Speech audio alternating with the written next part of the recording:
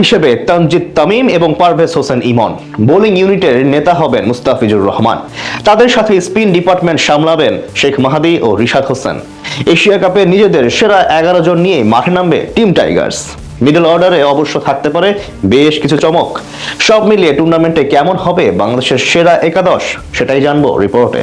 দরজায় কড়া নাড়ছে টি-20 Asia cup. আর মাত্র 1 মাস বাকি আছে সংক্ষিপ্ত ফরম্যাটে বিশ্বের সবচেয়ে বড় মহাদেশীয় ক্রিকেট লড়াইয়ের। জানিয়ে বেশ সিরিয়াস বাংলাদেশ। শিরোপা জয়ের লক্ষ্য নিয়ে আরব আমিরাতে বিমানে উঠবে ক্রিকেটাররা। তার আগে প্রশ্ন উঠেছে কেমন হতে পারে টুর্নামেন্টে টাইগারদের সেরা একাদশ। শেষ 2 সিরিজ জিতে ভালো মোডেই আছে টাইগার ক্রিকেটাররা, যার সুবাদে মনে যথেষ্ট আত্মবিশ্বাস নিয়েই এশিয়া কাপে যেতে পারবে লিটন বাহিনী। যদিও এর আগে নেদারল্যান্ডসের বিপক্ষে একটি সিরিজ হওয়ারও কথা রয়েছে, তবে এশিয়া কাপের সেরা একাদশ বলা চলে অনেকটাই নিশ্চিত হয়ে গেছে। টুর্নামেন্টে টাইগারদের ওপেনার হিসেবে সবচেয়ে বড় দায়িত্ব সামলাবেন 2 তরুণ তানজিদ হাসান তামিম এবং পারভেজ হোসেন ইমন। যুব বিশ্বকাপ থেকেই একসাথে ওপেনিং করেন এই দুজন। চলতি বছর দারুণ ফর্মে আছেন তামিম, বিশেষ করে নিজের ভয় ডরহীন অ্যাপ্রোচ দিয়ে টি-20 দলে জায়গা পোক্ত করে ফেলেছেন বামহাতি এই ওপেনার। তার মতোই ছন্দে আছেন ইমনও। প্রায় প্রতিটি ম্যাচে দুজনের একজন হয়ে উঠছেন বাংলাদেশের ম্যাচ জয়ের নায়ক। তাই এশিয়া কাপে দলগতভাবে ভালো কিছু অর্জন করতে চাইলে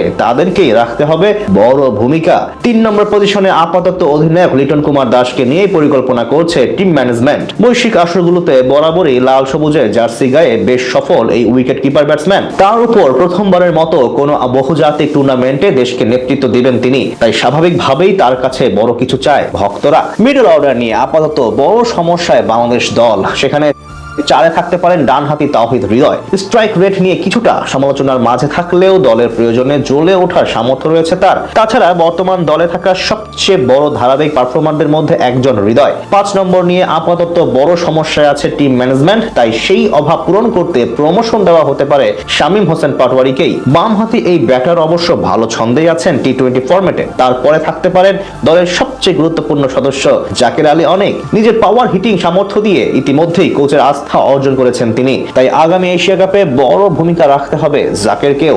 7 ও 8 নম্বরে যথাক্রমে সহ অধিনায়ক শেখ মাহাদি হাসান ও লেগ স্পিনার রিশাদ হোসেনের থাকার সম্ভাবনাই সবচেয়ে বেশি। আবুধাবি স্পিন উইকেটে প্রতিপক্ষ ব্যাটারদের বিপক্ষে তাদেরকে দেখাতে হবে বড় মুনশিয়ানা। পেস ইউনিট নিয়ে মধুর সমস্যা করতে হবে বাংলাদেশকে। সেখানে অবশ্য বড় হাতিয়ার হবেন মুস্তাফিজুর রহমান। তার সাথে থাকতে পারেন 2 ডানহাতি স্পিড স্টার তাসকিন আহমেদ এবং তানজিম হাসান সাকিব। সব মিলিয়ে বলা চলে বেশ ভারসাম্যপূর্ণ একাদশ নিয়েই এশিয়া কাপে মাঠে নামবে টিম টাইগার্স। যদিও এর আগে নেদারল্যান্ডসের বিপক্ষে একটি সিরিজ হওয়ারও কথা রয়েছে।